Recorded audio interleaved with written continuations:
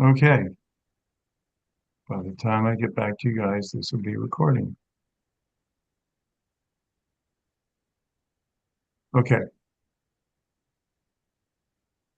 Well, I'm Harvey Ferdman. I'm president of the Maryland Heights Township Democratic Club, and we are meeting jointly with the Creve Coeur Democratic Club. Sydney Jackson, president, would you like to say a few words or introduce yourself? Sure. Hi, everyone. Thanks for joining us. Unfortunately, I'm going to stay off camera tonight. I am very sick with a sick child as well. So please Oh, remember, take your vitamins, stay well, because it's going around out there. But thanks for joining us. oh, do we need to wear masks? Luckily, we're on Zoom, so we're all Oh, good. okay. All right. Well, get well soon and be comfortable. Uh, okay, we like to start our meetings with Pledge of Allegiance, and I will share as soon as I can get my screen to behave. If you will join me, the Pledge of Allegiance. I pledge allegiance to the Congratulations flag to the of flag, the United States of States of America America, and to the and to the republic republic, for which it stands, Yes, one one one nation, nation, nation, under under God, under God, God, indivisible, indivisible, indivisible, with with liberty liberty liberty, and and and justice justice for justice all. for all. all. Excellent. Thank you. And as is our custom, if there are any elected officials or representatives of elected officials, if you would like to take a moment and introduce yourself. I'll go first. So, hello, everyone. Good evening. I am Councilwoman Nicole Greer, actually sitting in the mayor's office currently at the Creve Coeur Government Center because I'm with my planning and zoning commissioners tonight. We have some exciting projects on the horizon here in Creve Coeur. So, we're having a discussion about those. I also serve as the Democratic Committee woman for the Creve Coeur Township. And usually I have an update for you all, but the Central Committee is not meeting this month because we're having so much fun at all the holiday parties. I do have one major announcement from the Central Committee, though. We have hired a new executive director. So most of you have probably heard by now that we have hired Michael Gallagher. We will be making a formal announcement in January, but he has been hired. We are just kind of letting him ease into the role, get acclimated, and all that kind of stuff. So you'll be hearing more about that at the first of the year. And then finally, most of you are already aware that I am a candidate for House District 71, which is all of Creve Coeur, and then a little bit of unincorporated St. Louis County, which is north of Olive. Some people think that's Creve Coeur. I know they do because I get calls from those folks that live in the unincorporated portion. And I am running for that seat that is currently held by Representative LaDonna Applebaum, who's termed out, and I am running with 100% with her support. She actually called me and asked if I would succeed her in the state house.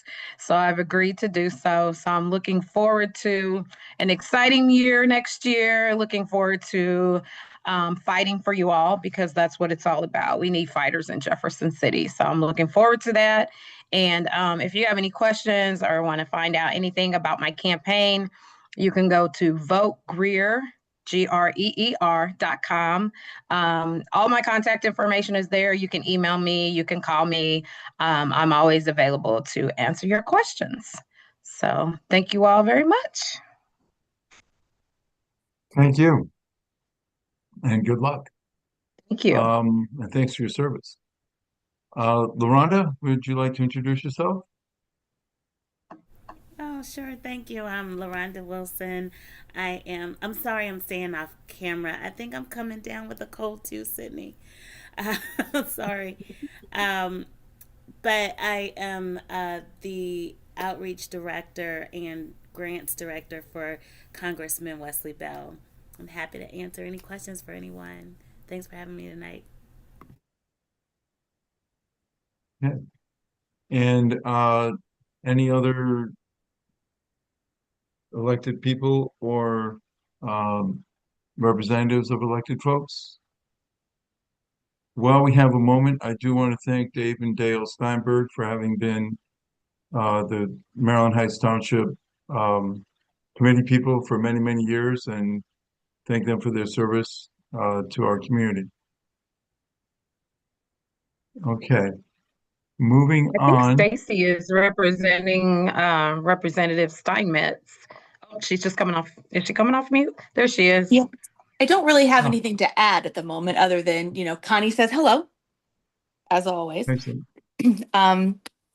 Yeah, she's running for reelection next year, and there'll be some more information coming out about that. As her district spokesperson, I'm not attached to her campaign, so that's a separate ball of wax, but I'm sure she will have more information to share after the first of the year. Okay, but you are attached to her legislative side? Yes, I am her district staff member. So, for example, if she can't come Excellent. to a meeting such as this, I attend on her behalf, kind of take notes, report back to her, share things if she needs them to be shared, and so on. So, that's what I do. Excellent. Thank you. Thank you. Any others? Okay, with that, we do have a candidate, Joan VonDras, who will be presenting first. And I believe you have a slide presentation that you're going to show. Let's see if it works. Okay, and full disclosure, I'm going to say some wonderful things about Joan and her campaign, and especially about her campaign manager, because that's me. So I let you all know I do have an interest in this. So besides serving the public as usual. So Joan, the floor is yours. Thank you. And I can't see my screen on the screen, but you can see my screen, correct? Yep. Okay, very good. Well, hello, I am Joan VonDras, and some of you know me because I've been around here a long time as a public education teacher. Actually started my career in Maryland Heights. But now things are calling me a different way, and I'm going to share that with you tonight.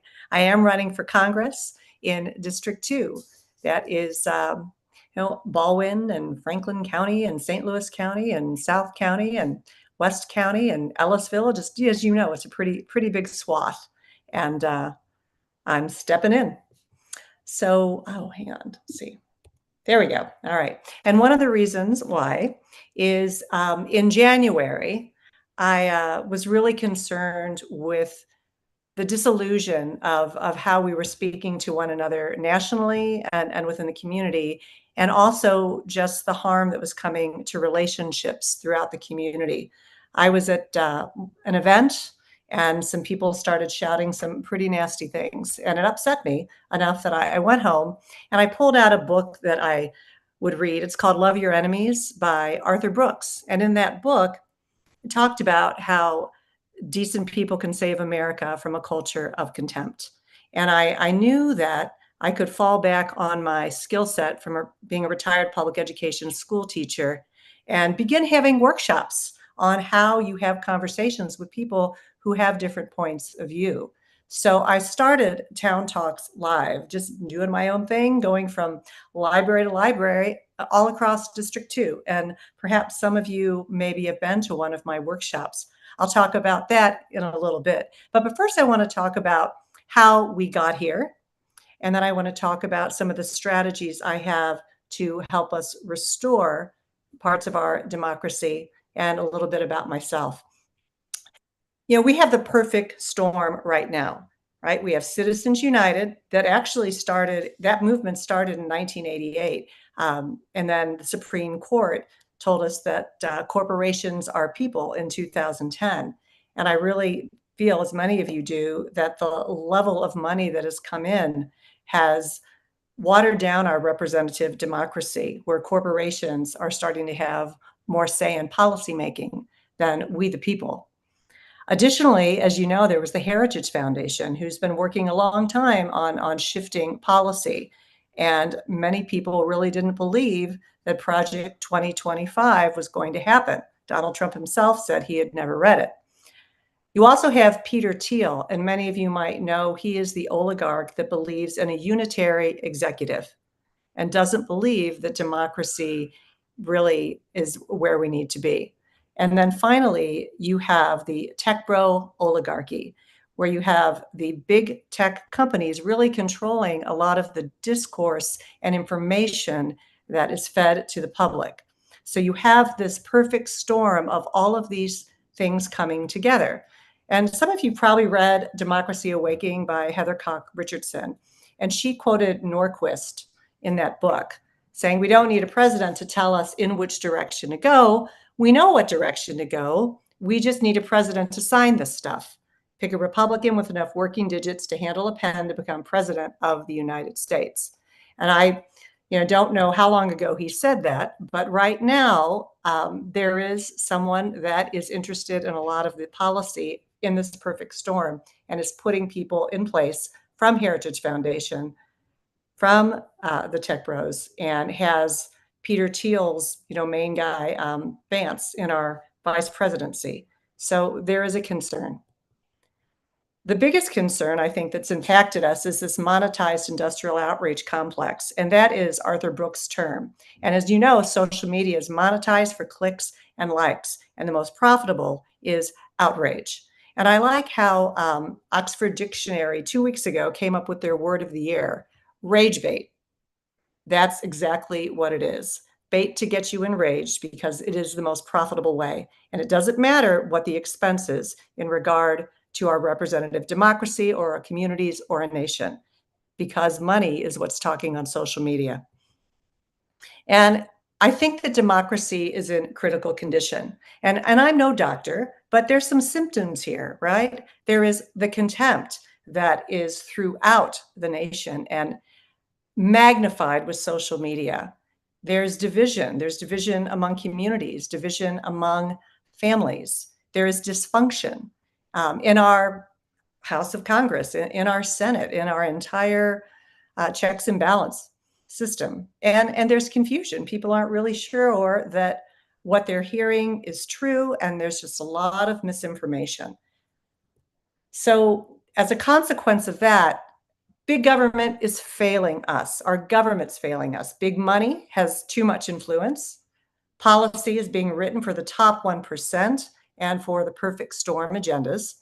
And Congress is not holding the executive branch in check, not taking responsibility for tariffs and taxes, derailing and weakening past legislation, such as the infrastructure bill, weakening institutions integral to the entire system, allowing harm to come to communities across the country, and dismantling our systems of education, both public and private.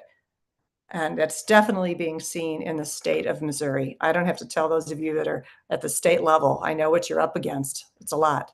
And it has national things working on that too. So I've been here my whole life. I was born here, and I married my high school sweetheart you see on the screen, Rock. And right now I've got my family here. I feel so fortunate. I have my sons, I have my daughter-in-laws, and I have my beautiful granddaughters. And I am deeply rooted into this community, and I am deeply rooted in wanting the success for their future and for the other families in this community. When I started teaching, like I told you, it was back in the late 80s, and I started at McKelvey Elementary in Maryland Heights. And I walked into, maybe some of you know Mike Cerruti, he was the principal there. It was my first year teaching, and I walked into the room and I said, with my 13 teacher books that said how to teach, I said to him, I don't want to teach like this. I want to have real literature, real writing. I want to have an integrated curriculum, and I want it differentiated for the kids.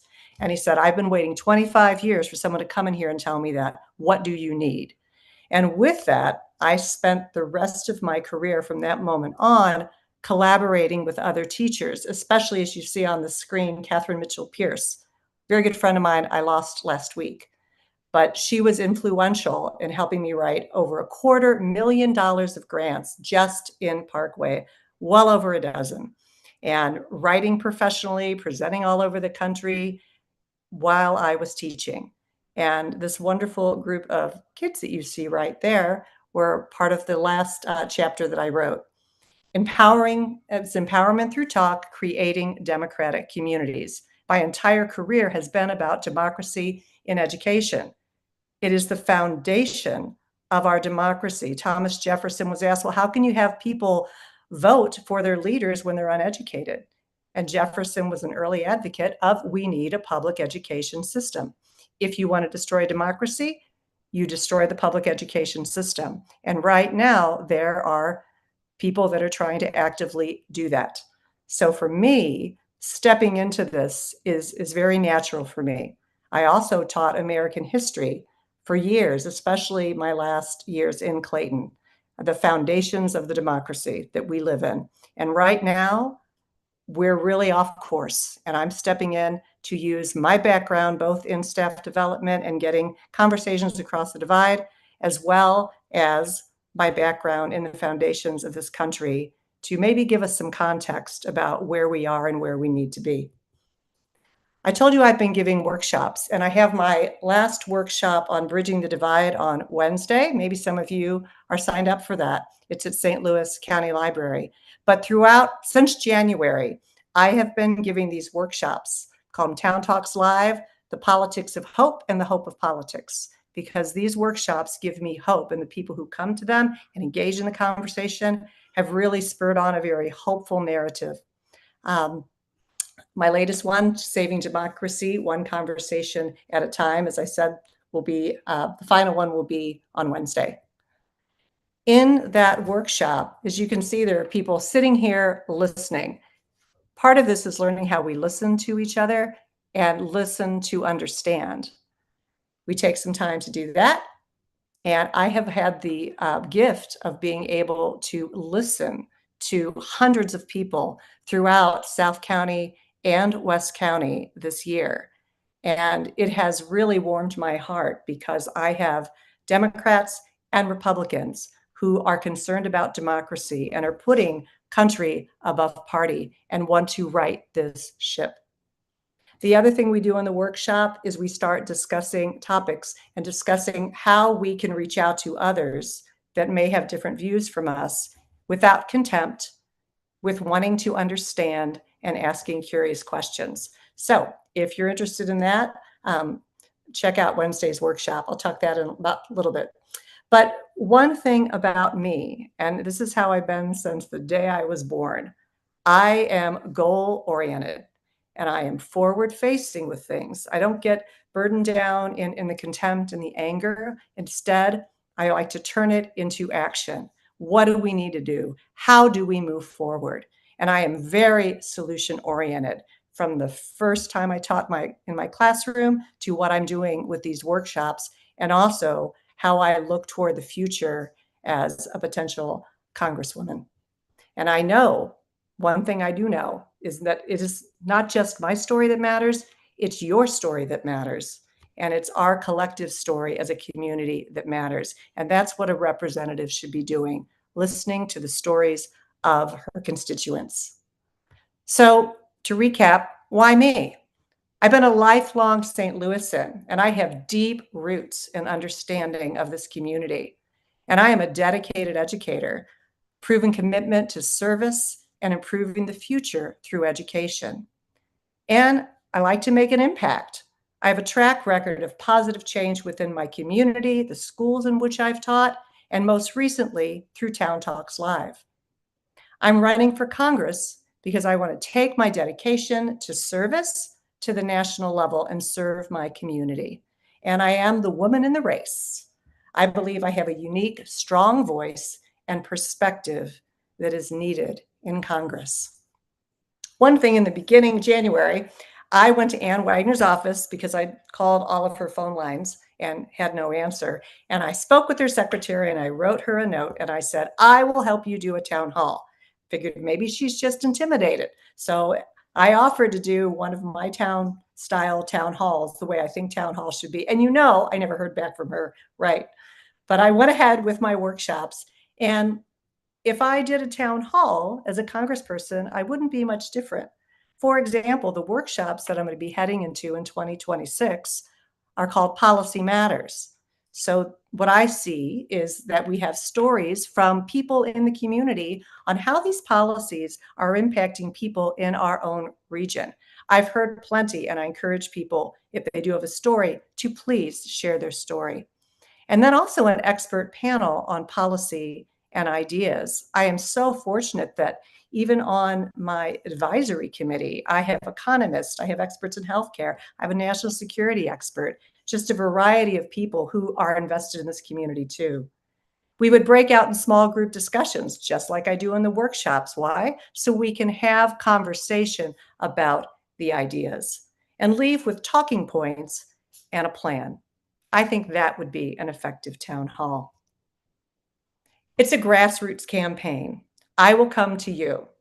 I have some people already signed up for January and February for Meet the Candidates. And these are just small gatherings in homes across the area for me to just come in and have those conversations and listen to the concerns and get to know me too. We're going to work on college campuses, pizza and politics, maybe getting some of those groups together so we can get younger people involved that are on the college campuses. I've also started some coffee talks. For example, with Amy Thompson in Franklin County, we are going to be having monthly coffee talks at the Little Irish Pub in Franklin County. I'm also working on one with Meredith Sumonick and other people that are running. When I did my workshops, I always included somebody who was representing that area or running for office. Most recently for Kirkwood, I had Mark Boyko help facilitate that workshop. And I've been doing that since January.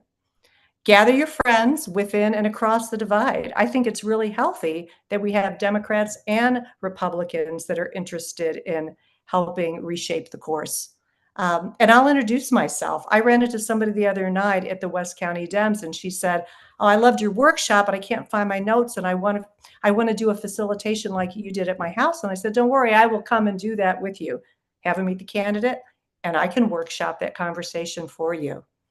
And the next piece is hopefully, people will ripple out and host their own small event. So it's a grassroots campaign, and it's very much based in story and listening. The workshop that I told you I'm having Wednesday, you can find on Mobilize under VonDras for Congress, or you can find it on my website. And I still have Town Talks Live up and running as well. So plenty of places to find that workshop.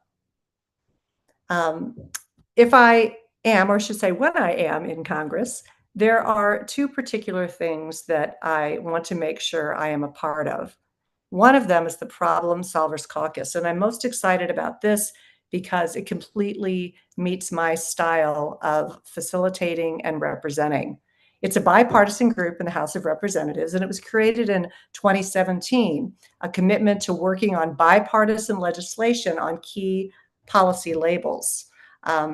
Outgrowth, and it was an outgrowth of the No Labels movement. And it was responsible for the wonderful Infrastructure Act that right now is being, a little dismantled here and there with the Trump administration. But with that Infrastructure Act, there were significant improvements to roads and bridges. You've seen that all over the area, public transit, while also funding projects that are important, like clean drinking water, broadband internet, and clean energy. Key accomplishments were repairing over 196,000 miles of roads, bridge projects, and replacing hundreds of thousands of lead pipes. I had an old house in Richmond Heights, and my lead pipes were replaced as part of that program. The law supported the expansion of the electrical vehicle charging infrastructure and invested in the modernization of America's power grid. We have to look toward the future and be future-facing. All of these things were accomplishing that. And it's important that we continue the push forward, or we will be left behind. The other thing that I'm very much interested in is the Agriculture Committee. That's a committee that matters to this state. 43% of the nation's food supply goes through this region, and we need to be better represented in the area. We have leverage, and we need to use it. Drafts and oversees federal policy on food and farming and rural development, conservation and nutrition, SNAP, and food stamps. And it also includes commodity markets, forestry, animal health, and rural electrification, serving as a vital forum for discussing agricultural issues and ensuring food security. And I have been having conversations with farmers like Farmer Dave and also Barry Aycock in the Boot Heel, and most recently my cousin Joe. And I was speaking with them about that 60 Minutes that had the rate of farmer suicide 3 times that of the national average as they're losing their generational farms. And I spoke to my cousin Joe Lee, who is a farmer and lawyer in Arkansas, and he said it's the same. Just in his region, there have been 4 suicides this year in that area because people are losing the family farm. Joe told me that by April, 30% of the farms will be out of business. So it's a pretty concerning piece. And Missouri has a lot of farms, and we need to take care of our farmers. And with all of this, I told you about Arthur Brooks' book in the beginning, and he quotes Lincoln in this book. We are not enemies, but friends. We must not be enemies. Though passion may have strained, it must not break our bonds of affection. And he talks about the mystic's chords of memory will swell when touched again, as surely they will be, but the better angels of our nature. And that's what I see. When I have these conversations across District 2, I'm seeing our better angels. So I hope you will join my campaign and take this journey with me, with the community and with our better angels. And those 2 sweethearts right there are my granddaughters. And I'm going to take that journey with you, with them, and just make District 2 the vibrant place that I know it can be. So, any questions? Thanks for listening. Oh, that was great. Thank you, Joan. If you can take down the Yeah. there we go. And Okay. I will put Joan's website in the chat. There it is for anyone that's interested. Are there any questions? Very nice, Harvey. Thank you. Very nice, Joan. Thank you. Yeah, absolutely. Thank you. Okay, very good. Well, from someone who wants to work across the aisle and move our country forward to 2 women that are pretty well known in this area who have moved our country forward and really accomplished a lot for our citizens across the country, and especially here in the St. Louis area for people who have been exposed to radioactive materials left over from building the atomic bombs for World War II and beyond. Dawn and Chapman and Karen Nickel from JustMomsSTL.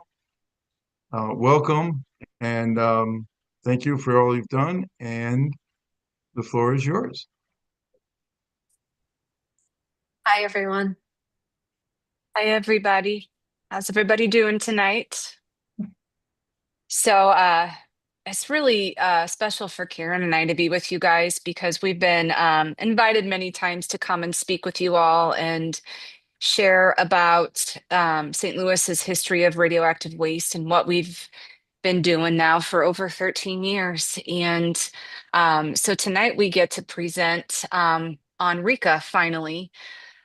Which is a piece of federal legislation, the Radiation Exposure Compensation Act, that was passed July 4th. It was in the big bill.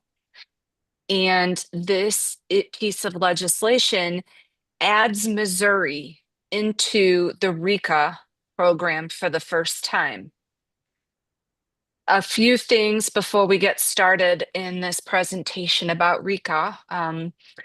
It has been around now for almost 35 years. So this is not a new program. We are newly added to it, and it was expanded to include Missouri and a few other areas, and there were a few changes made to it to be able to accommodate the type of justice that specifically Missouri deserves because our history with the Manhattan Project, we started it here in St. Louis. And so we are technically the first area in this entire country that was contaminated knowingly by the Department of Energy during that in the 1940s in downtown at Malincrot. So the first thing it does is it rights that wrong and that we are officially added into it.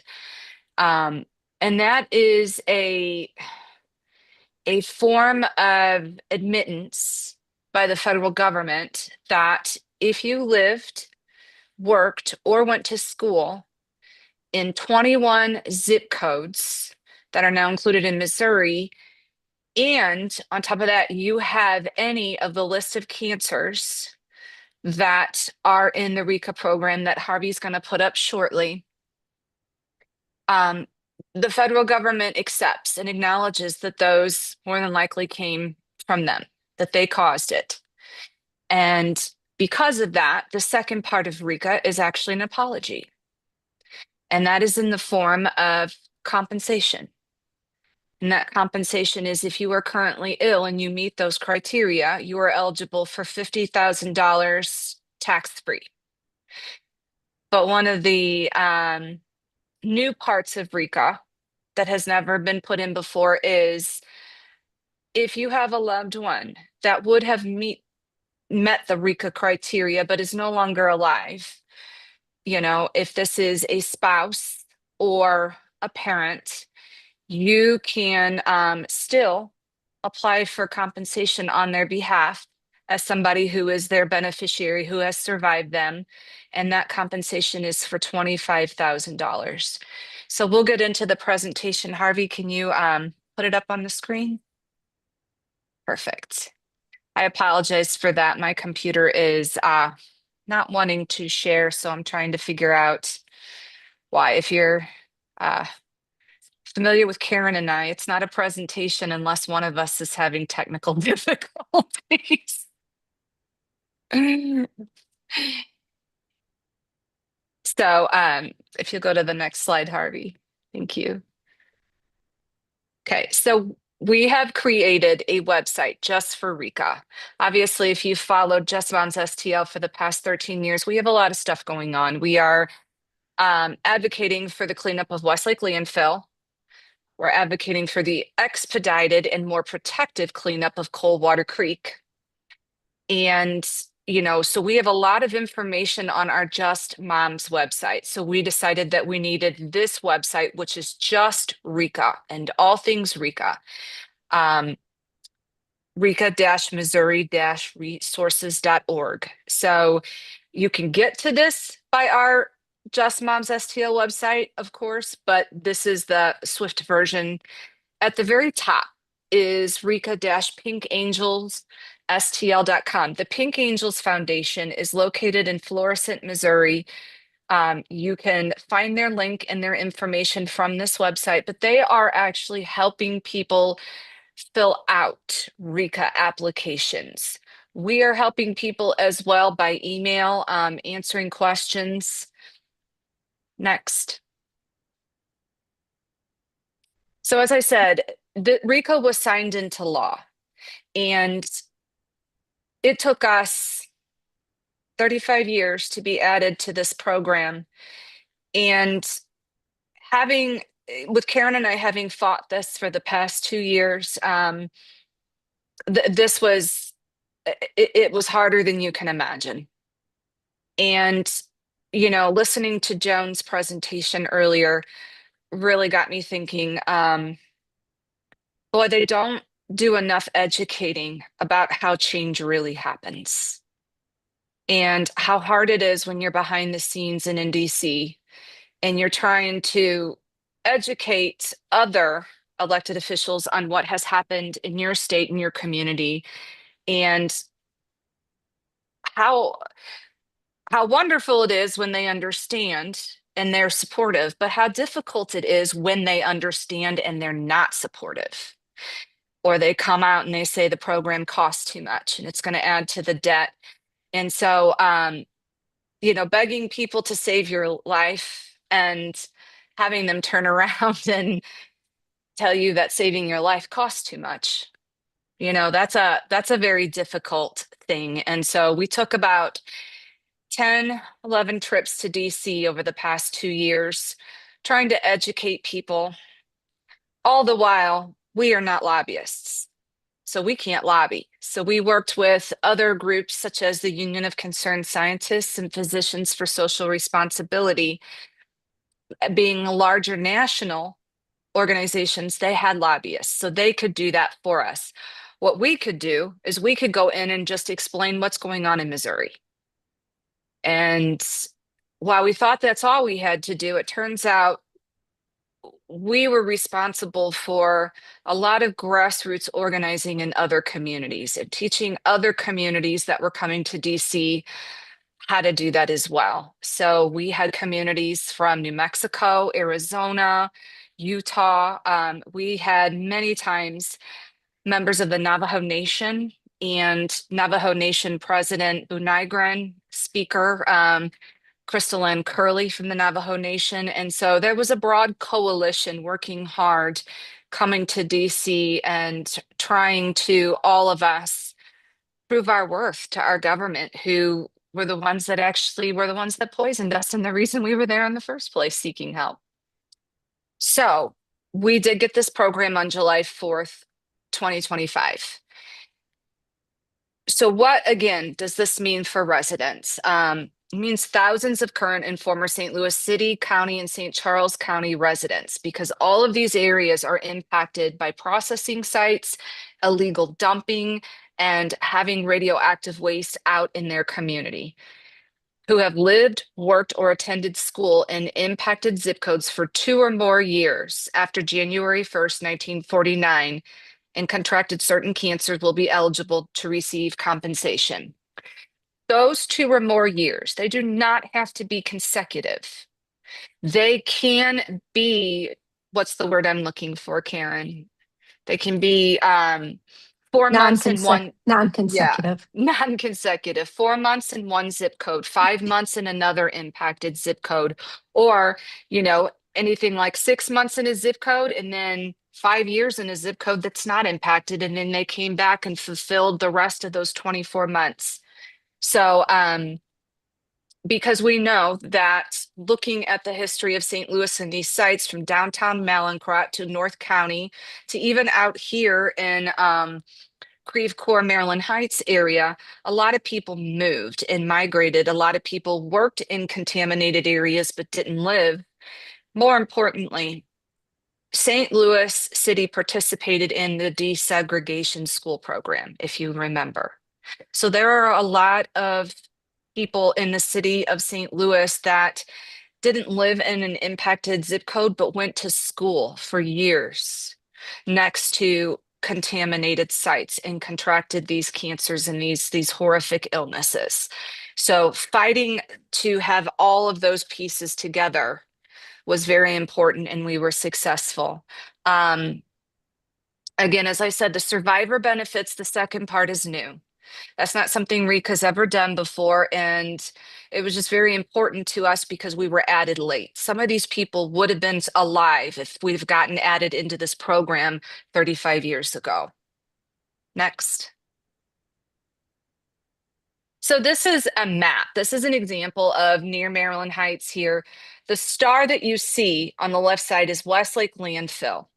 And so the zip codes surrounding the Westlake landfill are included as impacted RECA zip codes. And then if you look where kind of the pink, or if that's purple to you, outline is, that blue area is all Coldwater Creek, and you can see how it winds and it snakes all the way up till it hits the Missouri River.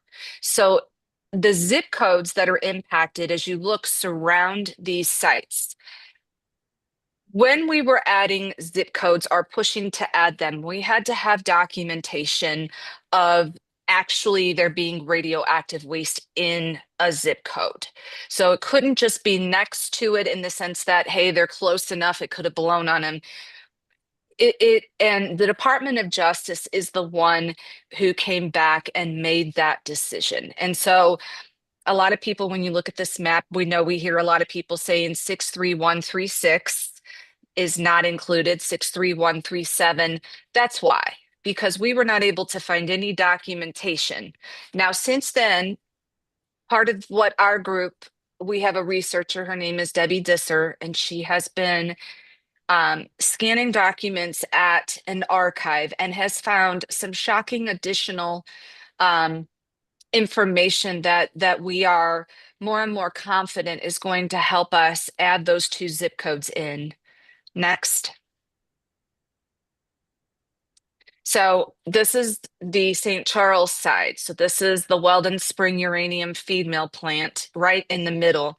And you can see how the zip codes are surrounding that were also covered. Again, same thing. There are 63376 way out in St. Peter's, and then closer 63303, which is more downtown St. Charles, Main Street, that whole area. We don't have any documentation of any radioactive waste in that area. That's not to say it's not. Just means we haven't found it and been able to present it yet. And so there is the potential, what I'm telling you guys, to add more zip codes in eventually, but the burden of proof is very high. Next. This one, same thing. This is downtown Malincrot, where it all started, right on the Mississippi River.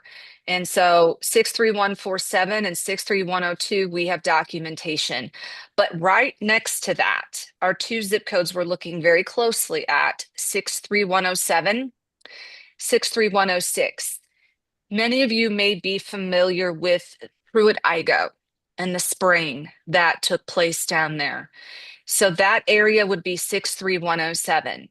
Now, the spraying, we cannot include them in RECA because RECA is only for Manhattan Project radioactive waste. It doesn't matter if the military did it or not. It has to be linked with the Manhattan Project, and that would not be. However, we feel that we have come across some documents that show that there was some spills and some things that took place in those 2 zip codes now that we didn't have previously. That should be enough to add them in as well. Next. So 21 zip codes, and I'm not going to go through them all up here, but you now understand how those zip codes were chosen. I know we are getting a lot of people that are upset, that have lived in a zip code or whatnot, feel they were impacted and were not included. We're urging those people to call members of Congress and to call Senator Hawley's office and really link arms with us, because we have a battle coming up in 2 years to get this program reauthorized.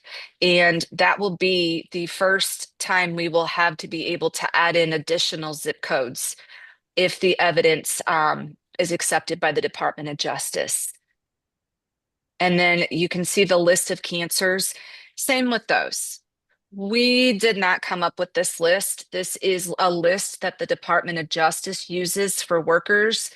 This, again, the process for trying to get a new cancer added and illnesses added is tedious. And there's a lot of work that we can still do to RECA. But for right now, we are focused on making sure people understand how to apply, know where to go to apply, and are able to get the records that they need in order to prove things like residency, school, worked, and medical records that prove their illnesses. Next. So how do impacted folks apply? To apply for the compensation, you do have to file a claim with the Department of Justice, and you have to provide supporting documentation. And at this moment, there is no online portal. So these forms have to be printed out and filled out and then mailed in along with the documents. You can get the form off the Department of Justice RECA website, Senator Hawley's webpage, St. Louis County, or RECA, Missouri. You can also go to Congressman Wesley Bell's. He has his own RECA page now that is up and running, and LaRonda is also on this call on standby to answer questions and kind of talk about that in a little while. Your documentation, actually, let's go to the next slide and I'll touch on that.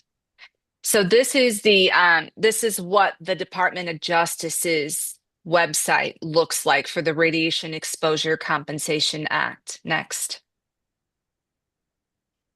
And this is what the actual RECA Missouri form looks like.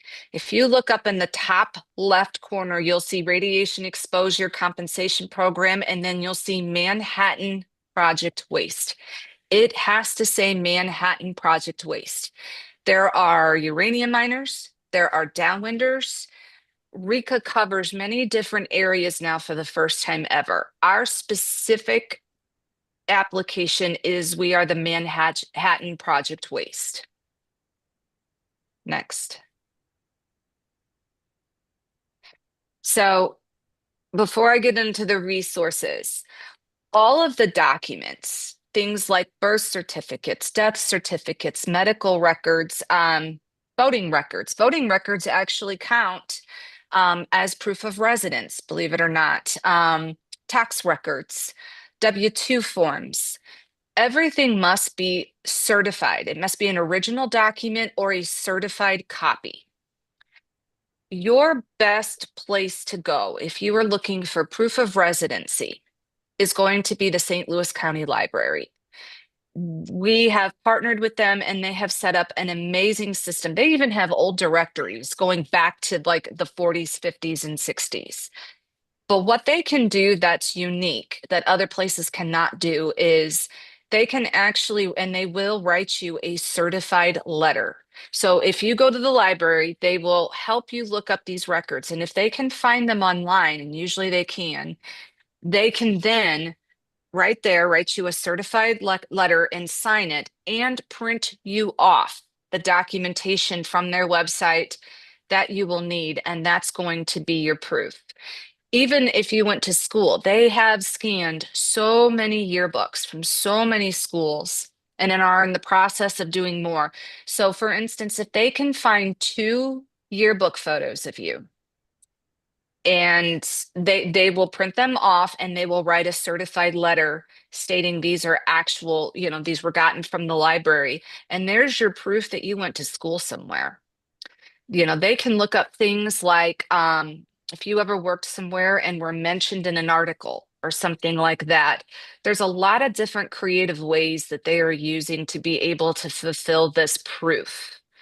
And the other thing is things like medical records. Those are difficult because hospitals only keep them for so long. And many hospitals in this area have closed and no longer have those records. However, if you are filing on behalf of a loved one that has already passed away, you actually can use a copy of their death certificate. Usually it's the long form that you get from the state of Missouri from the Vital Records website. And it should list their cancer. And if it does, and it lists the primary cancer, it doesn't have to be their cause of death, by the way. They just have to have had it. Usually it's on that form if they did. That qualifies as an actual medical record as well. So, a lot of people are like, oh my gosh, my mom passed away 25 years ago. I don't even know where I'd begin to find her medical records. The good news is you might not have to. If you can find that death certificate on Vital Check and order it. I think, Karen, is it 25 usually? Is that about the cost? Yeah, I think that's about right. Okay. So now when you go further back, it can be difficult. Again, you can go as far back if you've lost a parent or a husband as 1949. But siblings, you cannot file for your sibling. You cannot file for your grandparent. There is a cutoff in what the Department of Justice will allow. We are waiting as patiently as we ever wait for anything, which is not very, for the rules and regulations to come out, because what the Department of Justice considers to be a beneficiary is going to be key for who they're going to allow to apply. But we are pushing them. That is an area that we are trying to get, as many people as possible who could fall under this program. But for now, you do have the Department of Justice website. There is a phone number on there, and if you want to call them, our recommendation is call them at 7:30 St. Louis time, which is 8:30 their time. You have to call them early, otherwise it's hard to get a person. This is the Pink Angels Foundation for help filling out RECA forms.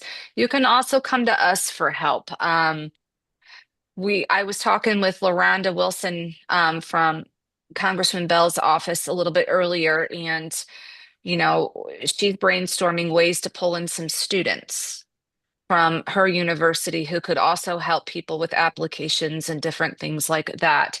So, as a friend of ours, Danielle says, we're kind of building the plane while we fly it, because while we're so excited to have RECA, we had no indication whatsoever that it was going to make it in this bill until it did.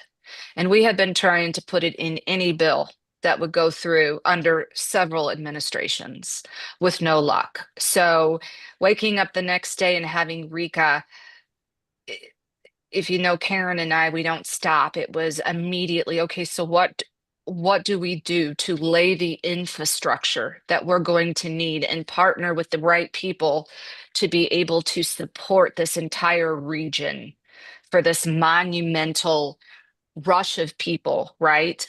Thousands of people. The last thing that I'll say before we take questions is, as of today, for St. Louis, we're almost $19 million paid out under RECA. So it's a pretty exciting time for that, considering that under this administration, we were not hopeful that we'd even have an application by now. And so to have that up and running, to have people actually receiving their compensation and it not even be January yet, we're thrilled. And then I promised the last, but I'm going to do one more thing. You may have seen in the news, there's something we kind of need to straighten out. You may have seen in the news that there's a couple articles that, oh my gosh, not very many people have applied. I can assure you that's not the case. Thousands of people are and have applied. The problem is this: when the Department of Justice gets an application, they only count it if they're able to assign a claim number and mail that letter and that notice to that individual. So they have thousands of applications, so many from Missouri, that they are in the process of assigning a claim number to. They have hired over 40 paralegals to be able to manage these applications. But until they go through the official step of looking through them, assigning the claim number, they're not counted on that dashboard.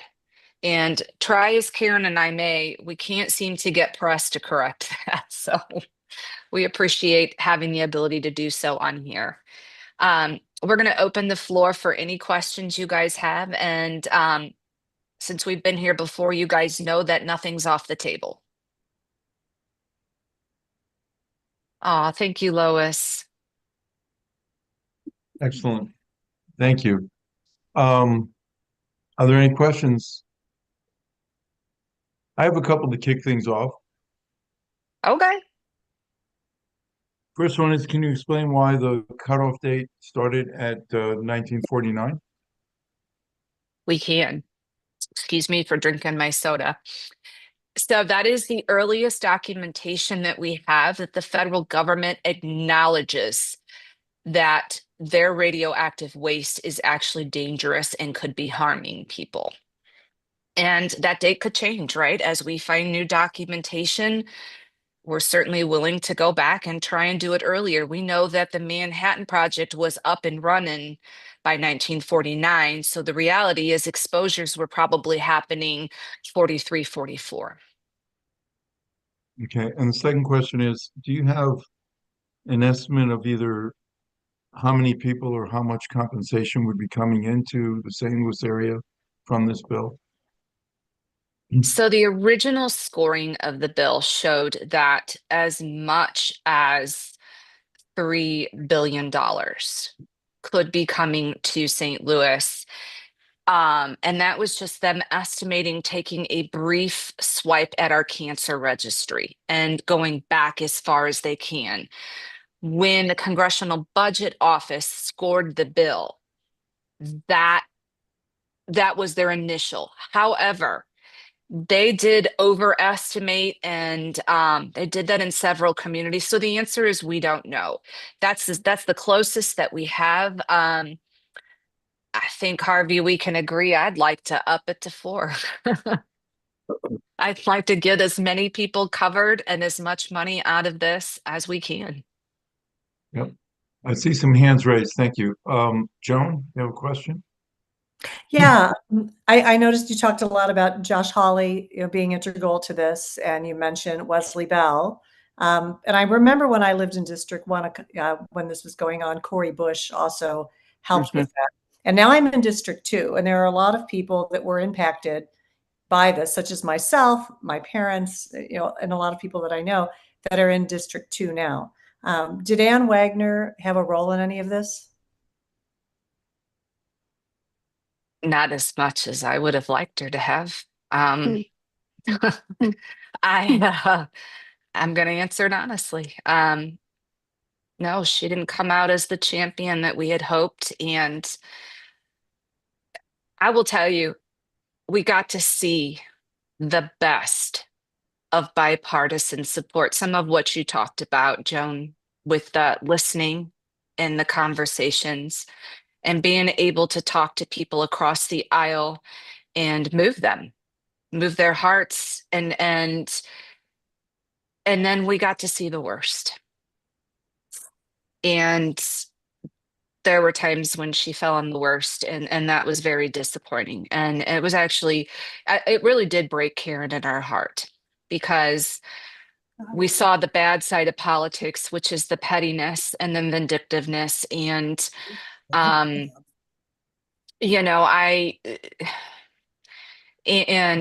the unintended consequences of that were that Karen and I had to make about 5 extra trips than we should have had to have made.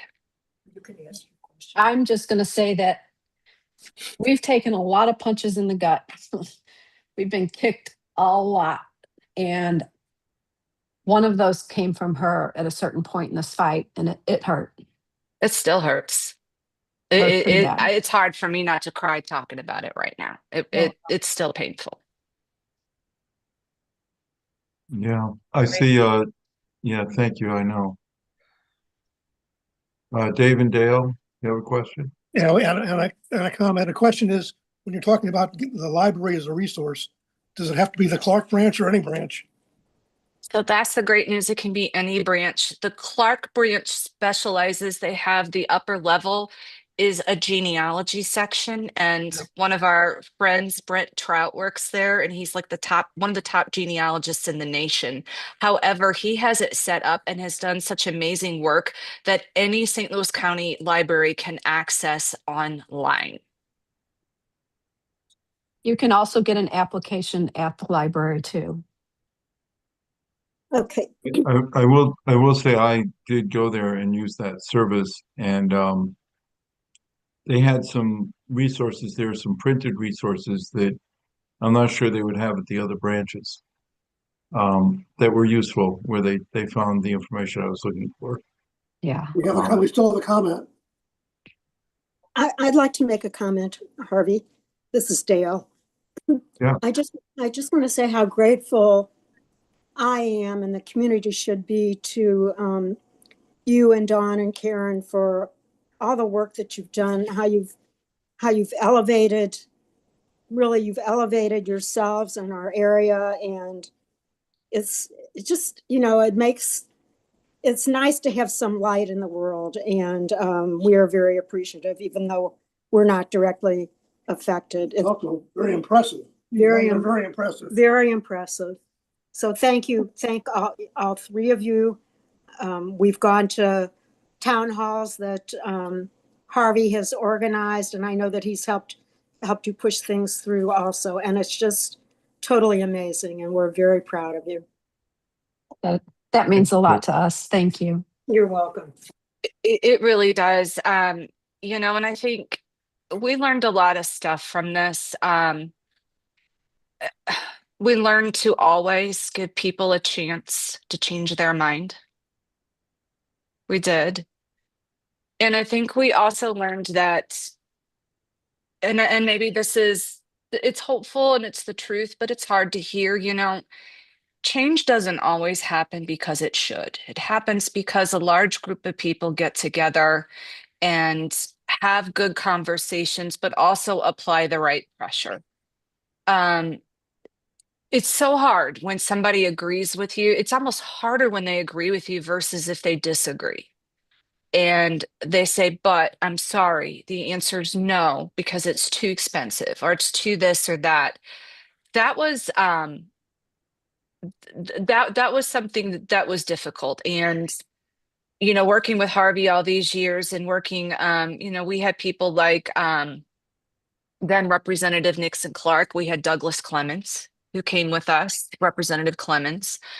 And I think watching people, though, slowly change their minds gave us a lot of hope. I think it's possible. It just takes longer than it ever should. And I will say this. We're not done with RECA because we can't be. We still have exposures happening in St. Louis. These other communities out west, their exposure was from the detonation and the testing of atomic weapons. Their exposures were historical. We still had people along Coldwater Creek being exposed every day, and we still have people working in those areas. We still have Westlake, which hasn't been touched. And so, as Harvey mentioned on an earlier discussion, these cancers take sometimes 10 to 20 years to manifest after the initial exposure. So RECA has to stay around for as long as the last exposures are occurring in St. Louis, plus a good 10 to 15 years, if not 20. And one of the reasons why we are so, I mean, and LaRonda can speak to this too, we are running as hard as we can to get as many people signed up. Is under this administration, the last thing we want to see is money left over in this program. If we do not spend the money allotted in this program, we won't be given it next time. And that's the burden. I'm not worried that we're not going to have enough. I'm worried we're going to have too much money left over because our area in North County, the places that the exposure is happening the worst, it's very difficult and there are a lot of barriers to getting out in that community. But even as Joan mentioned, in a conversation I had with her previously, she's been impacted by Coldwater Creek and Maryland Heights, but she lives in an area that the zip code is not covered. How many people live in the district that Joan is running in who have family and loved ones that have been exposed, but they don't know that they qualify? Right. Very good. Anyone else? Any other questions, comments? Did you see the chat, Harvey? Not all of it. No, I'll take a look. Thank you.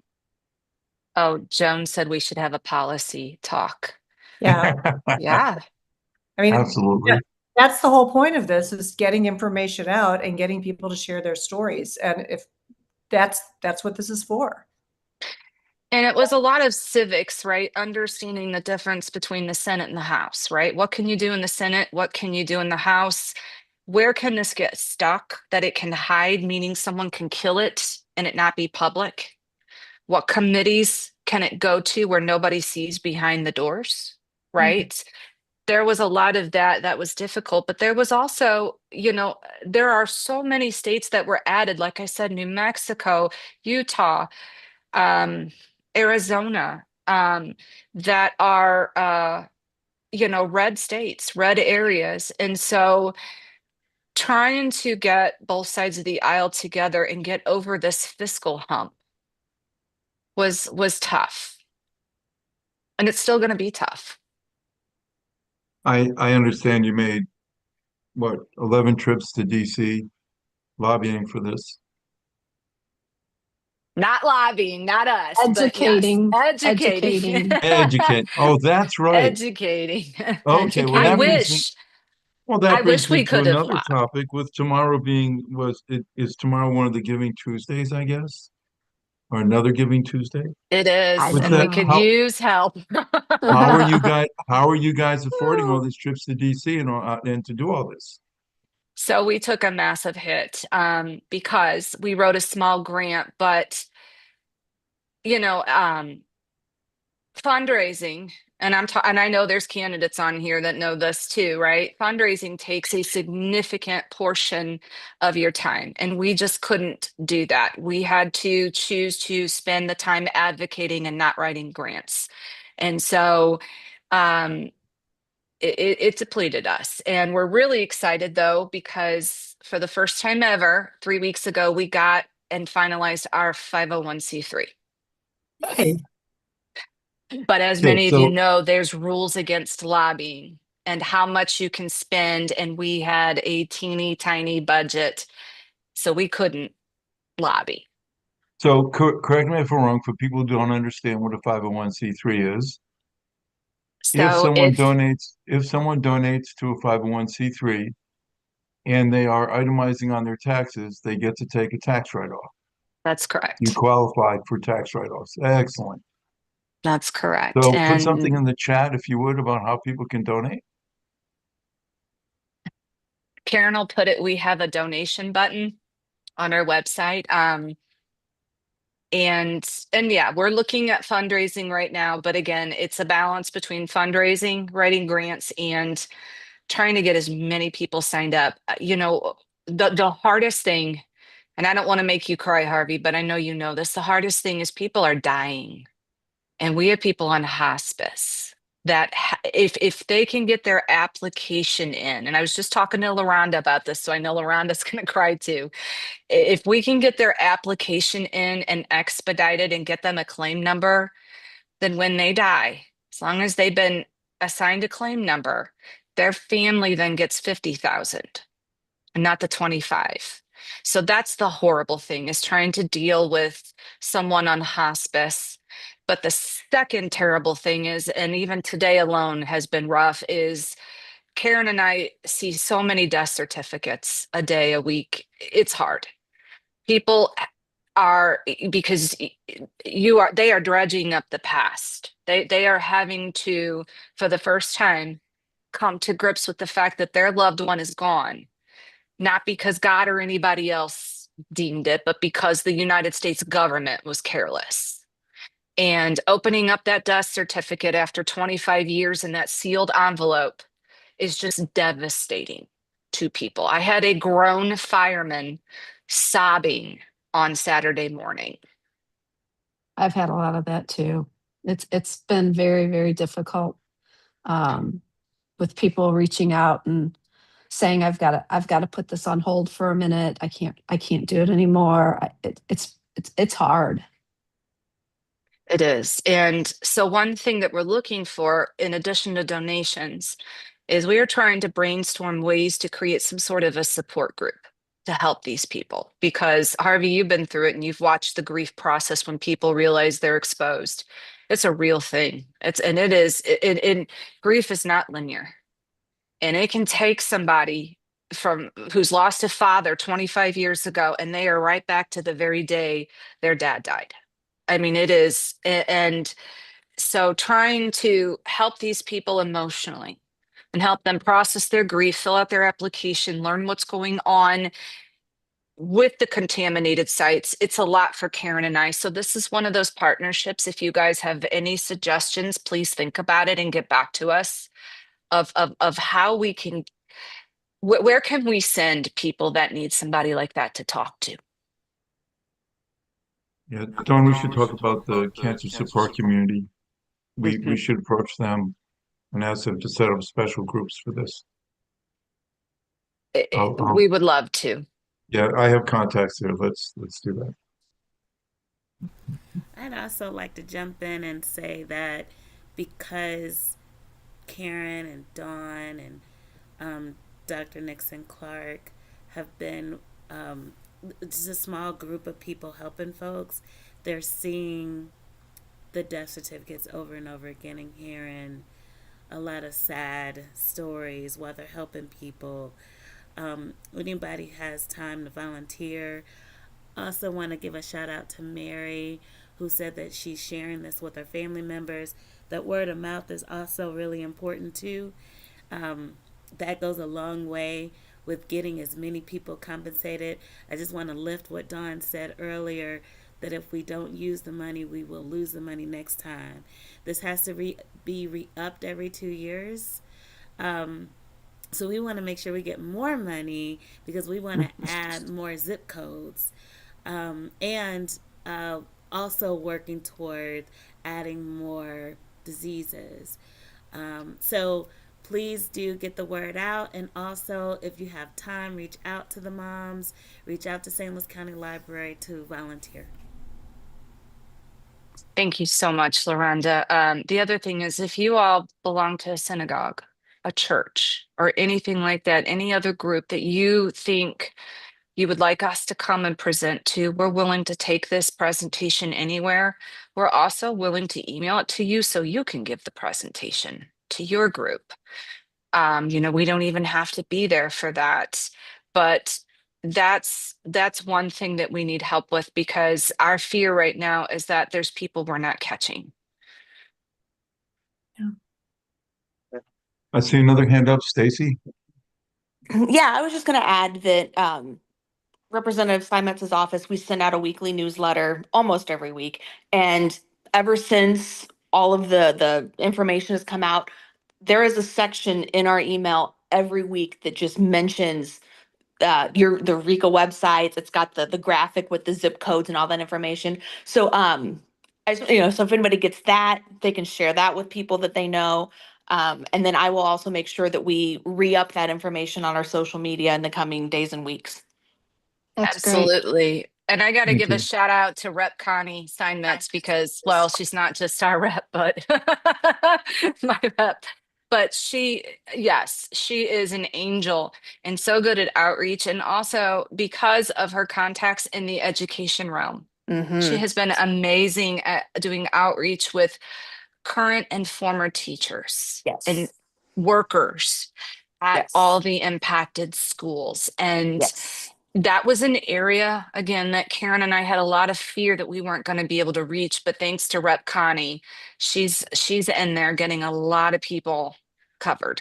Yes, that is, yes. I mean, Connie Cares is not just her slogan. That's literally how she is. She will work her true. butt off for stuff she cares about and things she believes in. And your group is one of those things she believes in and cares about. So Yeah, we love her. She's we love you amazing. too. Let us know how we can So help. we Will do. do have a question from a while ago from Diane Modrell. Has the reduction of government workers stalled assignments of the numbers to be given for the cases? So I'm going to answer that yes, even though people will say no. We think yes, because I would come back with how could it not have? We know that there were a lot of people pulled to work on RECA. I think that that helped get things done fast. And I think that Senator Hawley and obviously Congressman Bell and others are pushing Department of Justice very hard behind the scenes to commit. I also think, and this is interesting, of all the things the people who sign up to go to work for Department of Justice could do, this really is one of those feel-good programs. So it seems to us that they're not having a difficult time recruiting people to work to process the RECA claims. It almost seems like this is the place most people are requesting to go. But we think that they probably need to bring on a few more, if not for processing claims, certainly to answer questions and man the phones. Excellent. Are I there any other I was questions? going to make a suggestion when you were talking about these people, these families who've lost a loved one, need counseling. Most of the hospice organizations have a counselor. And so you Oh, can suggest to them that they speak to someone at the hospice center if they have someone that they could speak to. for Harvey, is that any something you could help us with? emotional support. I'm terribly sorry. I had a slight distraction. Could you repeat that, Lois? Yeah, the most of the hospice centers have someone on staff who is assigned for emotional support. So the families who lost a loved one could ask at their hospice center to speak to that person who is responsible for the emotional support. Yeah, I'm not directly familiar with that, but there is a newly opened hospice center over at Barnes West, and I think my wife might have a connection over there with one of the people that started it, so I can look into what kind of services they may have. Yeah. And yeah, let me make a note amongst my many other notes. Yeah, most of the hospitals in the St. Louis area have a support group ongoing for, people who've lost a loved one frequently at that hospital, but, wouldn't be in particular to people in this situation. Right. They still, and maybe they could get something going in the areas, where those zip codes are. Yeah, Yeah. there certainly is a need, and it is. I mean, a lot of people end up with cancers and don't know why, and there's all kinds of, stress and things that happen from that. But in this case, added on to that, that you find out why, and it's a terrible reason why. It's a different discussion. It's a different support group. I think it Yeah. hurts people here more too because of the historical context. I don't think they know how to process, especially honestly, our friends from the other side of the aisle who are very patriotic. This really kicks them in the teeth when they find out how their loved one died. And it also, I think, no matter where you are in this, there's nobody alive that you can be angry at because this happened so long ago. And so you're left with this level of rage. Well, and Yeah. they've known since 1949. Exactly. And that's, I think, that yeah, and doesn't help. I think it keeps you on that emotional roller coaster. No. Okay. Any other comments, questions? Any other topics people would like to see us cover in future meetings? If you do, please email me or Sydney. And I want to thank everyone for participating tonight. I want to thank Joan and thank you for running, Joan and Karen. Right back at you, Harvey. Right back at you. Did you ever think that it would come to this day when we were having a meeting like this, Harvey? I was hoping. I know. You're the torch carrier for hope. Yep. Okay, well, thank you. See you all in January. Thank you Monday. so much. Thank you so much for having me here. I just really appreciated it and enjoyed all of this and learned so much, Dawn and Karen, thank you. Thanks, Joan. Thank you, Harvey. Thank you for having the hard conversations and teaching people how to have them, Joan. Yeah, let's continue and on this topic too. Absolutely. Thank you. Okay, thank you. All right. Bye, Harvey. Bye. Bye. Good night.